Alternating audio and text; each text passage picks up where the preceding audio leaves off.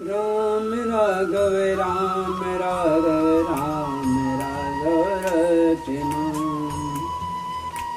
कृष्ण केशव कृष्ण केशव कृष्ण केशव पाहि मां।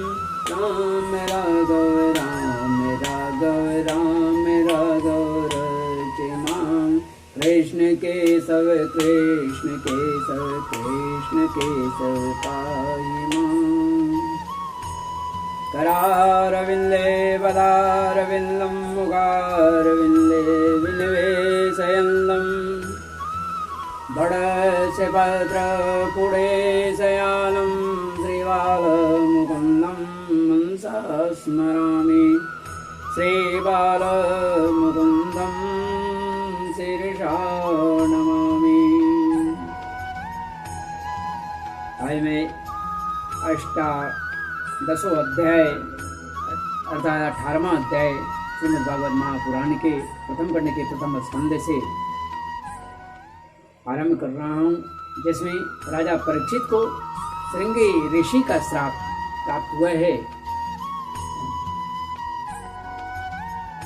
जिस राजा का कोई शत्रु न हो, जिसकी प्रजा पिता रूप में देखता हो, धर्म की रक्षा के लिए अनेकों कष्ट सहते हों, देवता जिनकी मददगार हों, पवन श्री कृष्ण की बहन सुभद्रा की जो अर्जुन की पत्नी थी, अभिमन्यु इनके पुत्र थे।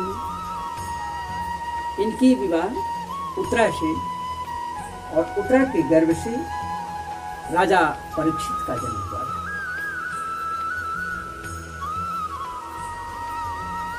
जिनके पिता धनुर्धर हों, विश्व में उनके समान कोई न हो। इनके दादा उससे अपने युद्ध कौशल से भगवान शिव को प्रसन्न कर लिए हों, जिनके जो सर्वव्यापी परमात्मा भगवान श्री कृष्ण जिनका रथी और मित्र हूँ, सारथी और मित्र हूँ, तो धर्म भला वैसे प्रपौत्र क्यों न हो। धर्म का पालन, पृथ्वी का पालन, धर्म और पृथ्वी का पालक क्यों न हो। इनके समय में ही कलयुग का आगमन हुआ। कलयुग का आगमन तो पहले ही दुर्योधन के समय ही आ गया था, लेकिन पर शरीर धारण कर कलयुग इनके समय में विशेष रूप से उपस्थित हुआ। और इस कलयुग ने एक पैर पर खड़ी गाय जो निर्बल कमजोर असहाय थी और एक निर्बल असहाय पृथ्वी तथा एक पैर पर खड़े हुए धर्म जिनके 4 चरण थे, एक ही चरण बच गए हैं, जिन्हें वह बुरी तरह पीटते जा रहा था। और परीक्षित को नजर पड़ने पर उसे ललकारा, दंडित करना चाहा, लेकिन उसकी क्षमा याचना पर और रहने का स्थान मांगने पर उन्होंने 5 स्थान दिए, जो मैं पिछले अध्याय में बता चुका हूँ। हिंदी रूपांतर 5 स्थान को दिया गया है। अब राजा परीक्षित शिकार खेलते हुए जंगल में भटक ही रहे थे, प्यास से व्याकुल थी, उनका अश्व भी प्यासा था। तो एक ऋषि के कुटिया में पहुंचे। वहां वह ऋषि ध्यान मग्न बैठे थे। उन्हें ये पता नहीं था कि कोई मेरे आश्रम में आया हुआ है। बाल बिखरे पड़े, इन्होंने जल मांगा। वो ध्यान मग्न थे, इसलिए इनकी आवाज नहीं सुनी। परिणामतः उन्होंने इनसे एक अपराध हो गई, जिस अपराध का आगे वर्णन करूंगा। इनके पुत्र के द्वारा कठोर भयानक दंड श्राप प्राप्त हुआ है, जिसके बाद ये विरक्त हो गए हैं। वही कथा मैं अष्टादश अर्थात 18वें अध्याय में सिंगरी ऋषि के द्वारा परीक्षित को जो श्राप मिली है, इस पर मैं बात करूँगा और हिंदी में आरंभ कर रहा हूँ। सूची कहते हैं, अद्भुत कर्मा भगवान श्री कृष्ण की कृपा से राजा परीक्षित अपनी माता की कोख में अश्वत्थामा के ब्रह्मास्त्र से जल जाने पर भी मरे नहीं। जिस समय ब्राह्मण के श्राप से उन्हें डसने के लिए तक्षक आया, उस समय वे प्राणनाश के महान भय से भी भयभीत नहीं, क्योंकि उन्होंने अपना चित्त भगवान श्री कृष्ण के चरणों में अर्पित कर दिया। उन्होंने सबकी आसक्ति छोड़ देते धन, वैभव, यश, कीर्ति, मान, सम्मान, शरीर, परिवार, सबकी आसक्ति उन्होंने छोड़ दिया। गंगा तट पर जाकर श्री सुखदेव जी से उपदेश ग्रहण किया और इस प्रकार भगवान के स्वरूप को जानकर अपने शरीर का त्याग किया। जो लोग भगवान श्री कृष्ण की लीला कथा कहते रहते हैं, उस कथामृत का पान करते रहते हैं और इन दोनों ही साधनाओं के द्वारा उनके चरण कमलों का स्मरण करते रहते हैं, उन्हें अंतकाल में मोह नहीं होता है। जब तक पृथ्वी पर अभिमन्यु नंदन पर महाराज परीक्षित सम्राट रहे, तब तक चारों ओर व्याप्त हो जाने पर भी कलयुग का कुछ भी प्रभाव नहीं था। वैसे तो जिस क्षण श्री कृष्ण ने पृथ्वी का परित्याग किया, उसी समय पृथ्वी में अधर्म का मूल कारण कलयुग आ गया। कुछ लोग का कहना है कि दुर्योधन के समय ही आ गया, लेकिन है भ्रमर के समान सारग्राही सम्राट परीक्षित कलयुग से कोई द्वेष नहीं रखते थे, क्योंकि इसमें यह एक बहुत बड़ा गुण है। गुण क्या है? तो गुण यही है कि पुण्य कर्म तो संकल्प मात्र से ही फलीभूत हो जाते हैं, परंतु पाप कर्म का फल शरीर से करने पर मिलता है। भाव जैसे ही प्रबल होती है पुण्य कर्म की, तो उसके पुण्य मिल जाते हैं। लेकिन जब तक आप शरीर से पाप कर्म नहीं करेंगे, तब तक आपको इसका दंड नहीं मिलेगा, ऐसा मानना जाता है। पाप कर्म का शरीर से अगर नहीं करते हैं तो आपको दंडित नहीं होना होगा, लेकिन अगर मनसा वाचा कर्मणा, फिर भी इन सभी से बचनी चाहिए। तो पाप कर्म का फल शरीर से करने पर ही मिलता है, संकल्प मात्र से नहीं। यह भेड़िए के समान बालकों के प्रति शूरवीर और धीरवीर पुरुषों के लिए बड़ा भीरू है। यह प्रमादी मनुष्यों को अपने बस में कर लेता है, सदा ही सावधान रहता है। शौनकादि ऋषियों, आप लोगों को मैंने भगवान की कथा से युक्त राजा परीक्षित का पवित्र चरित्र सुनाया। आप लोगों ने यही पूछा था कि भगवान श्री कृष्ण कीर्तन करने योग्य बहुत सी लीलाएं करते हैं, इसीलिए उनके गुण और लीलाओं से संबंध रखने वाली जितनी भी कथाएं हैं, कल्याणमयी कामी पुरुषों को उन सब का सेवन करना चाहिए जो कल्याण चाहते हैं। श्रीमन्नारायण नारायण नारायण। ऋषियों ने कहा, सौम्य स्वभाव सूत जी, आप झुक झुक जिए, क्योंकि मृत्यु के प्रवाह में पड़े हुए हम लोगों को आप भगवान श्री कृष्ण की अमृतमयी उज्ज्वल कृति का श्रवण कराते हैं। यज्ञ करते करते उसके धुएं से हम लोगों का शरीर धूमिल हो गया है, फिर भी इस कर्म का कोई विश्वास नहीं है। इधर आप तो वर्तमान में ही भगवान श्री कृष्ण के चरण कमलों का मादक और मधु पिलाकर हमें तृप्त कर रहे हैं। भागवत प्रेमी भक्तों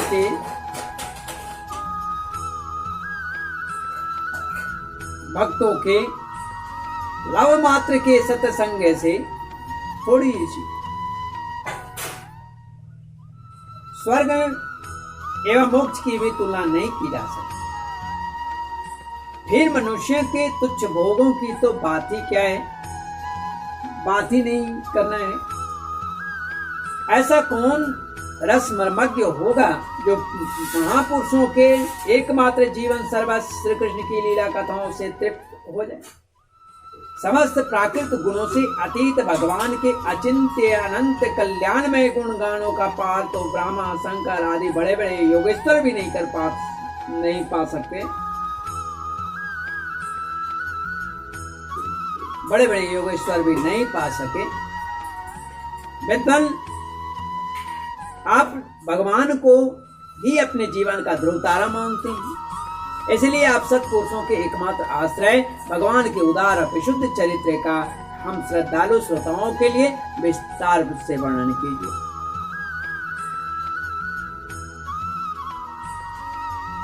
भगवान के परम प्रेमी महाबुद्धि परीक्षित ने सुदेव जी के उपदेश किए हुए जिस ज्ञान से मोक्ष स्वरूप भगवान के चरण कमलों को प्राप्त किया, आप कृपा करके उसी ज्ञान और परीक्षित के परम पवित्र उपाख्यान का वर्णन कीजिए, क्योंकि उनमें कोई बात छिपा नहीं है, छिपाकर नहीं कही गई है या छिपाकर कही नहीं गई होगी, और भगवत प्रेम की अद्भुत योग निष्ठा का निरूपण किया गया होगा।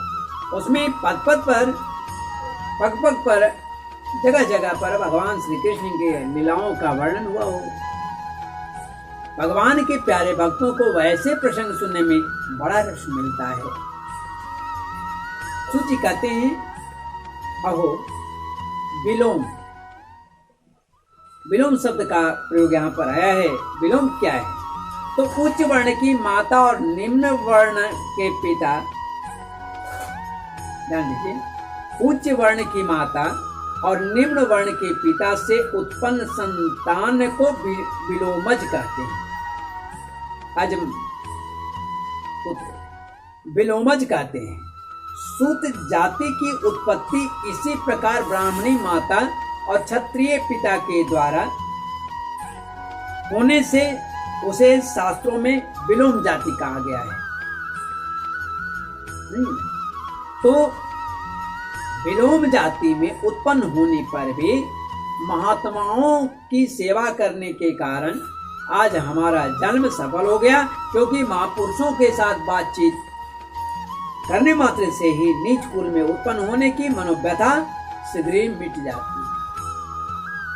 फिर उन लोगों की तो बात ही क्या है जो सत्पुरुषों के एकमात्र आश्रय भगवान का नाम लेते रहते हैं। भगवान की शक्ति अनंत है, वे स्वयं अनंत हैं, तो उनकी शक्ति अनंत कैसे? वास्तव में उनके गुणों की अनंतता के कारण ही उन्हें अनंत कहा गया है। भगवान के गुणों की समता भी जब कोई नहीं कर सकता, बराबरी नहीं कर सकता, तब उनसे बढ़कर तो कोई हो ही नहीं सकता। कोई कैसे सकता है? उनके गुणों की यह विशेषता समझाने के लिए इतना कह देना ही पर्याप्त है कि लक्ष्मी जी अपने आप को प्राप्त करने की इच्छा से प्रार्थना करने वाले ब्रह्मादि देवताओं को छोड़कर भगवान के न चाहने पर भी उनके चरण कमलों की रज का ही सेवन करती। ब्रह्मा जी के भगवान के चरणों का प्रक्षालन करने के लिए जो जल समर्पित किया था, वही उनके चरण नखों से निकलकर गंगा जी के रूप में प्रवाहित हुआ। यह जल महादेव जी सहित सारे जगत को पवित्र करता है। गंगा जी जो हैं इनके बारे में ऐसा कहा जाता है कि अजल महादेव जी सहित सारे जगत को पवित्र करता है। ऐसी अवस्था में त्रिभुवन के में श्री कृष्ण के अतिरिक्त भगवान शब्द का दूसरा और क्या अर्थ हो सकता है? जिनके प्रेम को प्राप्त करके धीर पुरुष बिना किसी हिचक के देह के आदि दृढ़ आसक्ति को छोड़ देते हैं और उस अंतिम परमहंस आश्रम को स्वीकार करते हैं जिसमें किसी को कष्ट न पहुंचाना और सब ओर से उपशांत हो जाना ही स्वधर्म है। स्वधर्म होता है। सूर्य के समान प्रकाशमान महात्माओं, आप लोगों ने मुझसे जो कुछ पूछा है वह मैं आपके समझ के अनुसार, वह मैं अपनी समझ के अनुसार सुनाता हूँ।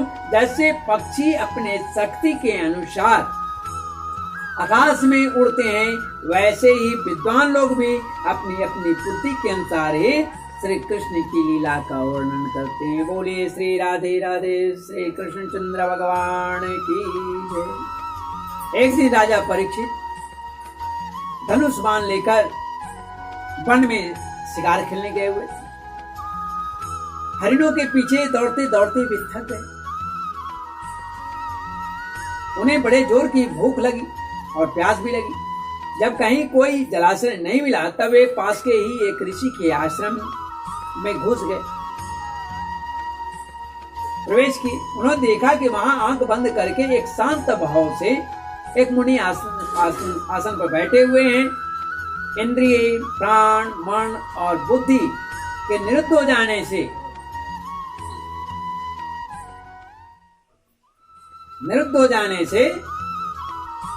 वे संसार से ऊपर उठ गए थे। जागृत, स्वप्न, सुषुप्ति, ये तीन अवस्थाएं हैं। तीनों अवस्थाओं से वे रहित हो चुके। निर्विकार ब्रह्म रूप तुरीय पदों में वे स्थित थे। उनका शरीर बिखरी हुई जटाओं से और कृष्ण चर्म से ढका हुआ था। राजा परीक्षित ने ऐसी ही अवस्था में उनसे जल मांगा, क्योंकि प्यास से उनका गला सूखा जा रहा था। जब राजा को वहां बैठने के लिए तिनके का आसन भी नहीं मिला, किसी ने उन्हें भूमि पर बैठने को न कहा। अर्घ्य और आदर भरी मीठी बातें तो कहां से मिलती। तब अपने को अपमानित सा मानकर वे क्रोध के वश में हो गए। वे क्रोधित हो गए। सौनक जी क्रोध के फलस्वरूप उनमें ईर्ष्या हुई। अभूत पूर्व सहसा क्षुत्रिभयाम आदितात्मने ब्राह्मणं प्रत्यभूत ब्राह्मण मत्सरो मन्युरेव च। सौनक जी वे भूख प्यास से छटपटा रहे थे, इसलिए एकाएक उन्हें ब्राह्मण के प्रति ईर्ष्या और क्रोध हुआ है।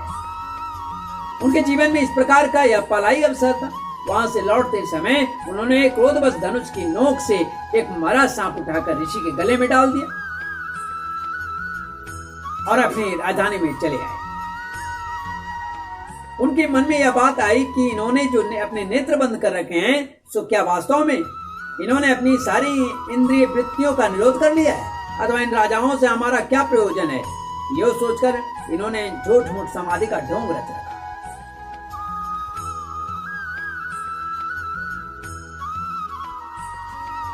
तस्य पुत्रोऽति तेजस्वी विहरन् बालकोर्भके राज्ञाघं प्रापितं तातं श्रुत्वा तत्रेदमं ब्रवीत। उस समीक मुनि का पुत्र बड़ा तेजस्वी था।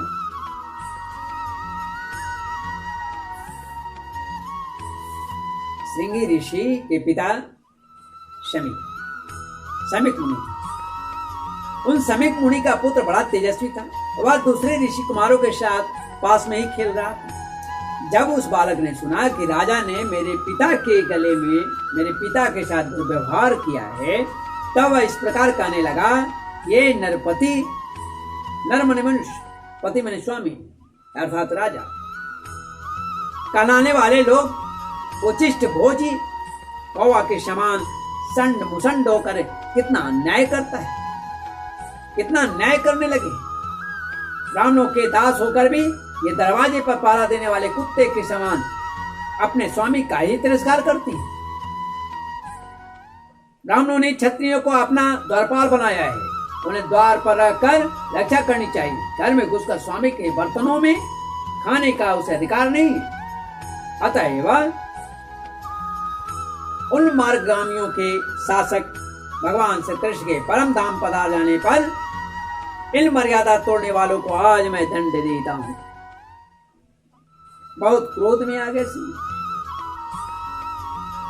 मेरा तपोबल देखो, ऐसा उन्होंने कहा। अपने साथी बालकों से इस प्रकार कहकर क्रोध से लाल लाल आंखों वाले उस ऋषि कुमार ने उसकी नदी के जल से आचमन करके अपने वाणी रूपी वज्र का प्रयोग किया। कुलंगार शब्द को कुलंगार से कुलंगार परीक्षित ने मेरे पिता का अपमान करके मर्यादा का उल्लंघन किया है, इसलिए मेरी प्रेरणा से आज के 7वें दिन उसे तक्षक सर्प डस लेगा। बहुत भयानक श्राप थी। इसके बाद वह बालक अपने आश्रम पर आया। और अपने पिता के गले में सांप देकर उसे बड़ा दुख हुआ और वह ढाल मारकर रोने लगा, जोर जोर से रोने लगा। विप्रवर सौनक जी समीप मुनि ने अपने पुत्र का रोना चिल्लाना सुनकर के धीरे धीरे अपनी आंखें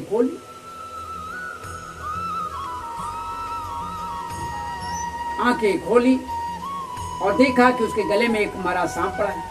उसे फेंककर उन्होंने अपने पुत्र से पूछा, बेटा क्या बात है, तुम क्यों रो रहे हो, तुम्हारा किसने अपमान किया है, किसने अपकार किया है। उसके इस प्रकार पूछने पर बालक ने सारी वृतांत का सुना। ब्रह्मर्षि समीक ने राजा के श्राप की बात सुनकर अपने पुत्र का अभिनंदन नहीं किया, बड़ाई नहीं की। उसकी दृष्टि में परीक्षित श्राप के योग्य नहीं थे। उन्होंने कहा, ओ मूर्ख बालक, तूने बड़ा पाप किया है। खेद है कि उनकी थोड़ी सी गलती के चलते तूने उनको इतना बड़ा भयंकर श्राप दे दिया, इतना बड़ा दंड दे दिया। तेरी बुद्धि अभी कच्ची है। तुझे भगवत स्वरूप राजा को साधारण मनुष्य के समान नहीं समझना चाहिए, क्योंकि राजा के तुषार से सुरक्षित और निर्भय रहकर राज्य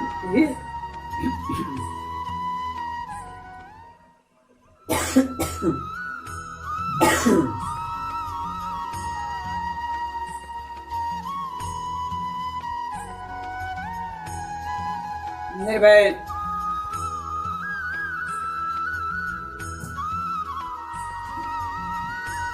क्योंकि राजा के दूसरा तेज से सुरक्षित और निर्भय रहकर ये प्रजा अपना कल्याण संपादन करती है। जिस समय राजा का उदाहरण करके भगवान पृथ्वी पर नहीं दिखेंगे, उस समय चोर बढ़ जाएंगे और आरक्षित भेड़ों के समान एक क्षण में ही लोगों का नाश हो जाएगा। राजा के नष्ट न हो जाने पर धन आदि चुराने वाले चोर जो पाप करेंगे, उसके साथ हमारा कोई संबंध न होने पर भी हम पर भी लागू होगा, क्योंकि राजा के न रहने पर लुटेरे बढ़ जाते हैं और वे आपस में मारपीट, गाली गलौज, लूटपाट, धन को लूट लेते हैं। उस समय मनुष्य का वर्णाश्रम के जो आचार विचार हैं, उसका वे त्याग कर देते हैं।